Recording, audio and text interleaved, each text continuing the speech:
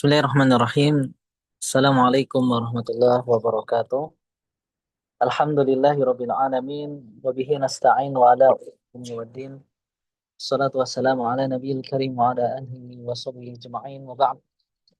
Insyaallah kita akan melanjutkan kuliah kita terkait takhrij hadis ya di hari Kamis ini, dan kita sudah atau masih pada bab yang keempat, metode takhrij yang keempat, yaitu maudhu hadis. Kemudian di RPS kita lihat bahwasannya eh, materi kita pada hari ini itu berkaitan dengan ini, takhrij hadis ya, dengan pengenalan kitab bertemakan sirah atau syama'il. Kemudian di hadapan kita ini ada eh, pengantar sebagai takhrij hadis dalam sirah. Oke, sabian yang ketujuh, kutub fi takhrij ahadits as-sirah wasyama'il. Kemudian idza kana indaka hadits fi sirati Rasul sallallahu alaihi wasallam au fi syama'ilihi wa aradta takhrijuhu fa innahu yumkinaka an tukharrijahu bi ay tariqah min turuq salas as-sabiq. Kalau kita punya hadis yang berkaitan dengan sirah, kita bisa mentakhrijnya dengan tiga metode. Yang pertama, dengan rawil a'lanya, dengan atrofnya, kemudian dengan satu kata yang menjadi ciri khas pada hadis tersebut. Tentunya kita harus hafal ya.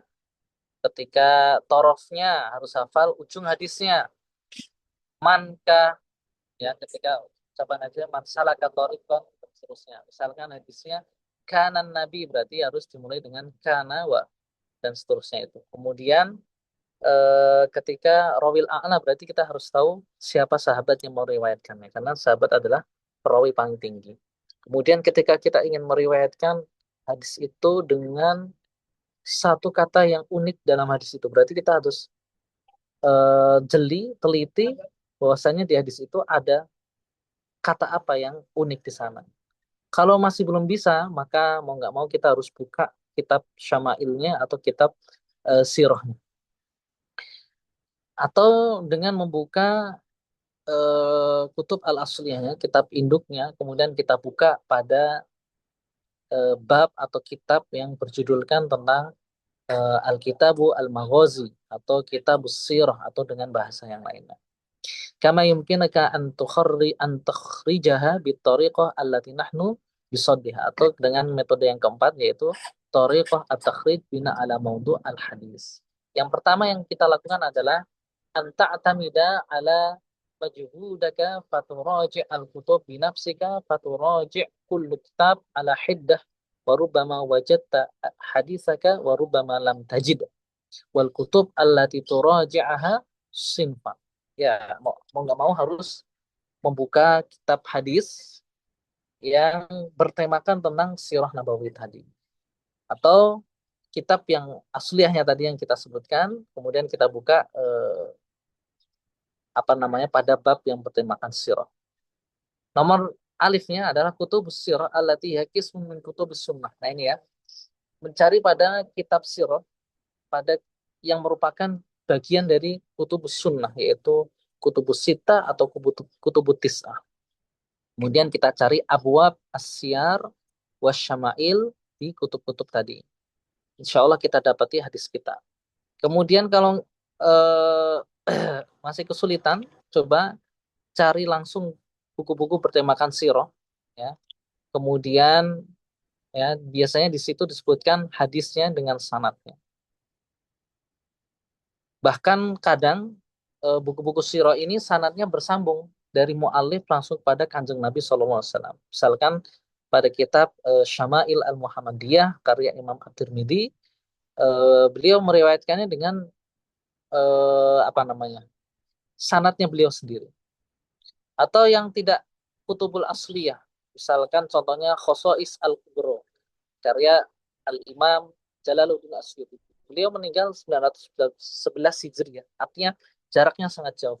Dan kitab-kitab hadis, kitab-kitab sunnah sudah selesai pembukuannya. Artinya sanad beliau ya menyambungnya ke para imam hadis. Tapi Khosois Al-Kubra yang beliau tulis itu adalah salah satu kitab sirah paling lengkap. Dan itu berisi tentang riwayat-riwayat. Dan kadang ada riwayat yang dalam tanda kutip tidak pernah dijumpai di kitab-kitab yang lain. Gitu ya. Nah, kita bisa mencarinya misalkan di kitab yang asliyah lainnya misalnya adalah milik Imam Ibnu Ishaq pada bukunya As-Siyar wal Maghazi. Kemudian milik Imam Ibnu Abdul Bar Ad-Durar fi Ikhtisar Al-Maghazi was Siyar. Kemudian Kitab Syifa karya Al-Qadhi Al-Iyad. Ini ya. Semuanya ya itu menyebutkan ya yudhkaru hadis al-bab bi isnadihi sampai sanatnya yang menulis sampai kepada Kanjeng Nabi sallallahu alaihi wasallam. Kemudian di sini ya tadi al-ula kemudian as-tsaniyah. Kita tidak menggunakan juhud kita sendiri ya sebagaimana ini majuhudaka dengan usaha kita sendiri mencari hadis tapi dengan bantuan tastafid bijuhudi al-a'imma as-sabiqin dengan langsung cross check pada kitab-kitab takhrij yang memang dikhususkan pada kitab-kitab sirah dan syama'il. Ada ya, mimman kharaju hadis as-siyar was syama'il dengan ngecek langsung mentakhrijnya, mengambil hadisnya dari kitab-kitab yang khusus mentakhrij siyar was syama'il. Di antaranya adalah ini ya Khosois Al-Kubra milik As-Suyuti, Manahis Sofa fi Takhrij Ahadis Asy-Syifa milik Suyuti juga. Kemudian Sirah Rasulullah SAW atau judulnya Al-Fusul fi Sirati Rasul karya Imam Ibnu Katsir. Kemudian Subulul Huda war Rasyad fi Sirah Khairul Ibad milik As-Solahi Asy-Syami. Kalau di RPS kita mengambilnya Manahil As-Sofa ya. Kemudian kita ambil juga adalah Syama'il Muhammadiyah. Oke, nah ini ya Khosois Al-Kubra milik As-Suyuti. Insya Allah antum kalau ingin mengetahui sirah-sirah nabawiyah yang mungkin tidak diceritakan oleh kitab-kitab yang lain, antum rujuk di kitab Khosois Al-Kubra, terutama terkait mukjizat Kanjeng Nabi yang dia sebutkan itu sampai 1.000 lebih mukjizat Kanjeng Nabi SAW. Nah ini ya, kemudian yang berikutnya adalah Manahis Sofa fi Takhrij Ahadits Syifa. Jadi ceritanya begini, Imam Jalaluddin As-Suyuti ya itu melihat karya milik Al-Qadhi Iyad ya yaitu kitabnya beliau yang berjudul ini Sammahu Asy-Syifa bi Ta'rif Hukukil Mustafa. Ya, namanya sangat indah ya. Asy-Syifa itu obat. Ditakrif untuk mengetahui hukuk Al-Mustafa. Hak-hak atau nilai-nilai yang ada pada Al-Mustafa yaitu Kanjeng Nabi SAW yang terpilih. Kemudian beliau ya Al-Qadhi Iyad ini menyebutkan hadisnya dengan riwayat beliau sendiri berdasarkan maudhu'nya ayat Quran, hadis, kemudian idohat yang kilaha anil a'immat sabiqin mengambil makulah-makulah dari ulama-ulama sebelumnya. Kemudian ternyata di hadisnya beliau itu ya duna an yudkar isnadihi fiha tidak menyebutkan isnadnya secara lengkap wa duna an ya'zuha liman akhrajaha minal a'imah. Beliau juga tidak apa ya mengembalikan hadisnya itu ke a'immah yang meriwayatkan hadisnya dari kutub-kutub sunnah. Jadi beliau tidak lengkap di situ. Kemudian illal qalil an-nadir kecuali yang sedikit dan sedikit sekali. Datanglah Imam As-Suyuti, kemudian beliau mencoba mentakhrij kitab Asy-Syifa ini supaya apa? Supaya pembaca kitab Asy-Syifa bisa langsung merujuk kitab asliyahnya yang menjadi sumber dari kitab Asy-Syifa itu tadi. Ini ya. Kemudian apa yang dilakukan oleh As-Suyuti? Yudkaru qadran minal hadis yadullu alaih. Kemudian ya'zul al-hadis liman akhrajahu minal a'immah. Langsung beliau bantu takhrijnya. Ya, intinya memudahkan kita semuanya. Ya, apa yang kita lakukan? Idza kana indaka hadits fis sirah aw syama'il. Kalau kita punya hadisnya, fandur al-maudhu'. Kemudian kita lihat tema hadisnya. Alladzi yumkinaka an yurad tahtahu fis syifa. Yang mungkin kita akan cek langsung di kitab Asy-Syifa yang memang dikelompokkan berdasarkan maudhu' hadis tadi. Oh, Sirah Nabawiyah maudhu'nya adalah ketika Nabi mandi junub misalkan. Maka kita buka kitab tentang mandi junubnya Nabi SAW, tata caranya, sunah-sunahnya, dan seterusnya. Kemudian faraji'ahu faida wajadtahu faraji' manahij. Setelah kita menemukan, nah, ternyata di di kitab Asy-Syifa ini tidak dituliskan perawinya siapa, kemudian tingkatan hadisnya itu sahih atau tidak, maka kita yang kita lakukan adalah faraji manahil as-sofa. Kita cek di karya Imam Suyuti, bukan syarah ya, tapi mentakhrij dari kitab Asy-Syifa itu yaitu manahil as-sofa fa innaka tajiduhu wa qad kharajahu. Maka kita akan mendapatkan hadisnya sekaligus kharajahu, mentakhrijnya. Wa alaika an turaji kutub man aza al hadis ilaihi minal a'immah, maka kita akan mendapatkan hadisnya dari a'immah yang memiliki hadis tersebut dengan sanad masing-masing. Satu bagian makan urut hadis akan. Oh, ternyata hadis ini diriwayatkan oleh Imam Bukhari. Ternyata hadis ini diriwayatkan juga oleh Imam Muslim di bab yang ini. Maka kita cek langsung nih hadisnya di Imam Muslim. Kemudian cek, setelah cek ketemu nomor hadisnya, nomor halamannya, di babnya apa. Nah, itu usahanya kita, ya. Sudah dibantu oleh Imam As-Suyuti siapa yang meriwayatkan hadisnya. Seperti itu ya, gampang-gampang susah. Oke, kita lihat langsung hadisnya yang ada di kitab Manahil As-Sofa. Misalkan ya, Manahil As-Sofa milik Jalaluddin Asyuti. Kemudian kita lihat nih contoh hadisnya, misalkan hadis Anas. Anna Nabi SAW atabil buraq. Hadis ketika Nabi Isra Mi'raj. Kemudian asnadahu al-musannif bin Tariq at-Tirmidzi. Ternyata sanatnya milik sang musannifnya, sang penyusun kitabnya itu eh, siapa tadi? Eh, Al-Qadi Al-Iyad ya. Kemudian sanatnya beliau nyambung ke Imam Tirmidzi, kemudian Imam Tirmidzi menghasankan hadisnya. Wa akhrajahu aidan Ahmad wal Baihaqi. Kemudian eh, Afan ya, ini belum ternyata belum di-share sebelum. Nah ini, kelihatan ya. Nah ini hadisnya adalah Anak Nabi SAW ata bil buraq. Hadis ketika Nabi Isra Mi'raj. Asnadahu al-musannif bin Tariq at-Tirmidzi. Sanad hadisnya dimiliki oleh sang musannif yaitu Qadhi al-Iyad. Kemudian jalurnya nyambung ke Imam Tirmidzi. Kemudian Imam Tirmidzi menghasankan hadisnya. Kemudian hadis ini juga diriwayatkan oleh Imam Ahmad dalam musnadnya dan Baihaqi dalam sunannya. Kemudian riwayat yang lain membacanya adalah min anfusikum ya. Dalam hadis ini ada kata min anfusikumnya. Nah ini yang meriwayatkan dengan redaksi ini siapa aja? Ada Al-Hakim dalam kitabnya Al-Mustadrak dari perawi Ibnu Abbas bahwasanya Nabi SAW qara'aha kadzalik. Sudah dia cara untuk mentakhrijnya. Coba kita lihat hadis yang lain. Misalkan ini ada hadis hayati khairul lakum wa mauti khairul lakum. Ya, hadis 1 garis miring 56.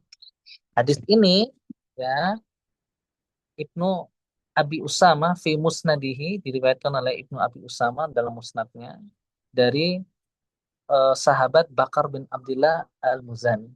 Kemudian Imam Al-Bazzar juga meriwayatkan hadis ini dari Ibnu Mas'ud di sanadin sahih dengan sanad yang sahih. Cuman yang menjadi kesulitan kita adalah Imam Suyuti tidak menyebutkan di mana hadis ini berada di kitab halaman berapa, kemudian di bab apa. Karena memang pada waktu itu buku-buku tersebut cetakannya beda-beda ya. Intinya kalau disebutkan nomor halamannya, nomor hadisnya bisa jadi akan berbeda dengan cetakan antara satu dengan yang lain. Itu akan menyulitkan, justru akan menyulit. Kemudian di zaman kita percetakan semakin mudah, ya tentunya antara satu percetakan dengan percetakan yang lain itu dengan metode penulisnya berbeda-beda. Kalau kita menulis nomor halamannya bisa jadi ini halaman 100, yang sana halamannya 105 kan akan menjadi rancu dan justru menyulitkan kita. Intinya ini adalah usaha yang dilakukan oleh Imam Asy'uti. Terus eh, contoh yang lain misalkan kitab Asy-Syama'il Muhammadiyah. Kalau di eh, buku takhrij ya karya Imam Syekh Abdul Muhdi itu tidak disebutkan Syama'il contohnya. Kita lihat di kitab Syama'il ini ya kitab Syama'il itu milik Imam Al-Hafidh Abu Isa Muhammad bin Isa At-Tirmidzi ya.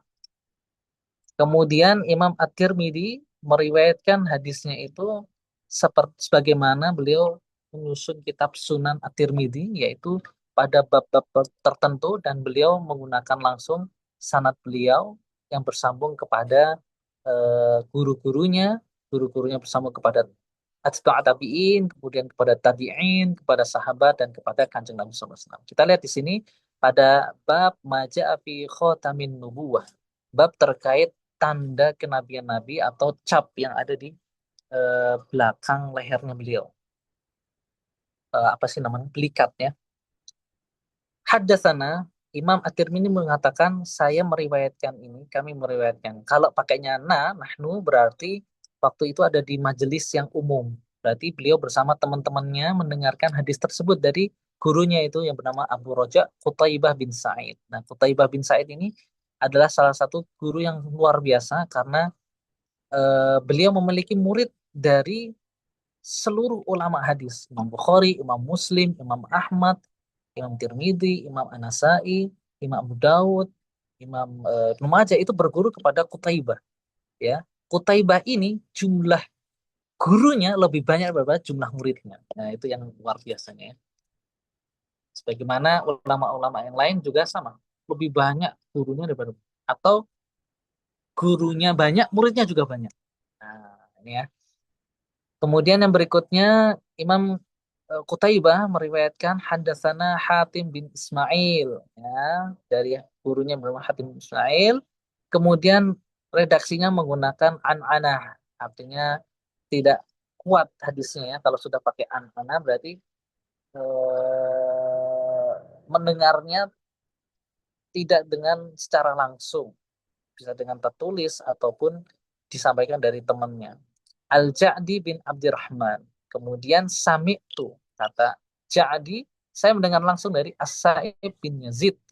As-Sa'ib bin Yazid cerita bahwasannya, ya ini sahabat ya, Zahabat bi kholati. Kholati adalah bibiku yang dari ibu mendatangiku.